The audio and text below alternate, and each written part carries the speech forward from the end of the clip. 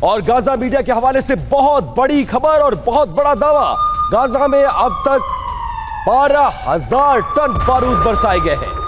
7 अक्टूबर से अब तक ताबड़तोड़ हमले किए गए। गाजा हमला हिरोशिमा पर हमले जैसा है, ये गाजा मीडिया की तरफ से दावा किया जा रहा है। 7 अक्टूबर से लेकर आज तक लगभग 12,000 टन विस्फोटकों की बारिश इजराइल की सेना के द्वारा गाजा पट्टी के इलाकों में किया गया है।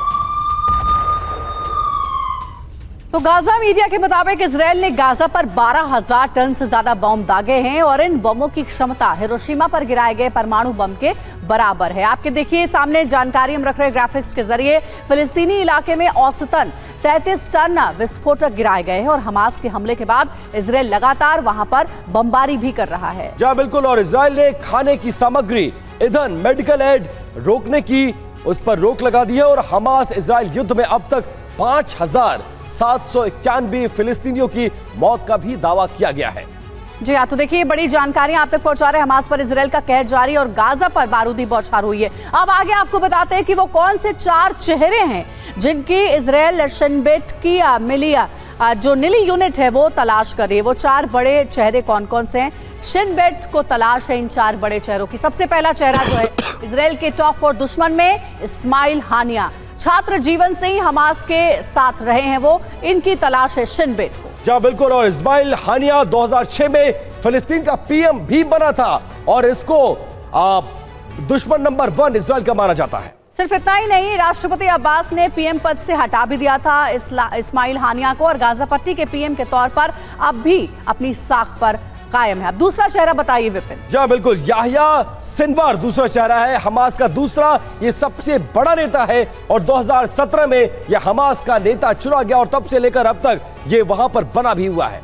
जी हाँ, सिर्फ इतना ही नहीं, याह्या सिनवार के बारे में जानकारी है कि 1987 में हमास का सदस्य बना और 23 साल इजराइल की जेल में भी ये रहा है। जी बिल्कुल, और यही वो तमाम चेहरे हैं जिसकी बदौलत हमास सरवाइव कर रहा है। तीसरा चेहरा मोहम्मद दायफ, अल कस्साम ब्रिगेड का कमांडर इन चीफ इसको बताया जाता है। सुसाइड अटैक और किडनैपिंग में ये पूरी तरह से माहिर है। जी, हमले वाली सुबह ऑडियो वायरल कराया मोहम्मद दायफ ने। 2014 में इजरायली हमले में पत्नी और बच्चे की मौत हो गई। ये तीसरा चेहरा एक जगह पर एक रात से ज्यादा ये कभी नहीं रुकता है, ये इसकी बड़ी रणनीति है।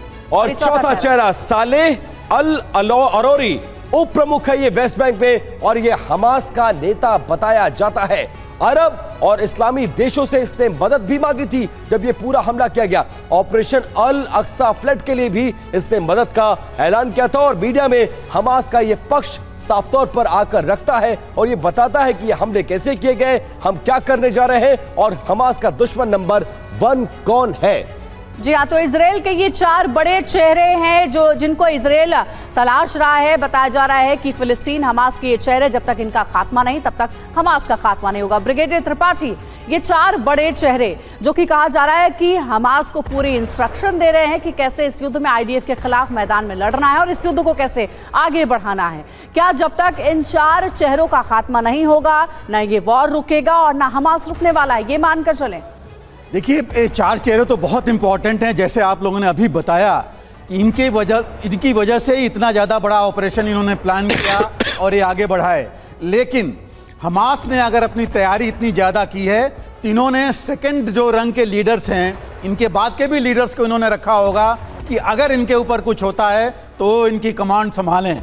तो ये भी उनके पास होंगे। तो हमें मान के चलना चाहिए कि रुकेगा नहीं इतनी जल्दी, अगर हमास ने अपने आप को इतना काबिल बना रखा है।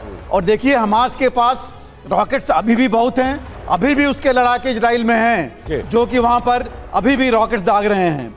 इनके पास पूरी एंटी टैंक वेपन्स हैं।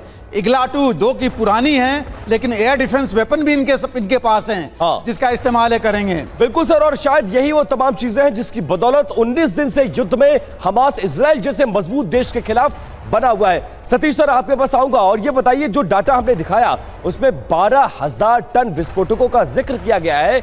इतना विस्फोटक जापान के हिरोशिमा में गिराया गया था जब परमाणु अटैक किया गया था।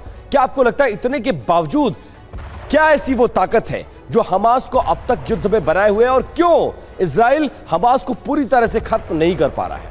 निश्चित रूप से देखिए, जो 4 व्यक्ति के बारे में आपने बताया कि वो नंबर 1, नंबर 2, नंबर 3, 4 दुश्मन है, लेकिन तादाद इससे ज़्यादा बड़ी है। और इस युद्ध ने, इस संघर्ष ने ऐसे और कई दर्जनों नेता को पैदा करने की क्षमता विकसित कर दी है, क्योंकि पूरा इस्लामिक वर्ल्ड, हमास जिस तरीके से ऑपरेट करता है, इसके जितने भी नेता हैं वो गाज़ा पट्टी से नहीं बल्कि दूसरे देश से ऑपरेट करते हैं, कतर और बाकी तमाम देशों से। तो वहाँ पर उनकी एक बड़ी फौज तैयार हो रही है इस्लामिक देशों के बीच में, जिसमें लेबनान भी है, जिसमें ईरान भी है, जिसमें टर्की भी है। वैसे लोगों इन हमास को मदद देने की क्षमता रखता है और मदद दे रहा है जी। अब दुनिया को अगर बढ़ते हुए दिखाई दे रहा है तो रसा, चाइना और ईरान का एक नेक्सस बनता हुआ इस इजराइल और हमास की लड़ाई के बीच में आप देख रहे होंगे। तमाम यूरोपीय देश इजराइल आ रहे हैं और इजराइल को सपोर्ट कर रहे हैं जी। दूसरी तरफ रसा, ईरान और चाइना जी भले ही मध्यम स्वर में, लेकिन वो हमास को सपोर्ट कर रहा है। हमास जी को हाँ, सपोर्ट कर रहा है। इस पूरी जंग में हमास के साथ भी कुछ देश खड़े हैं जिनका नाम प्रोफेसर सतीश ने गिनाया है।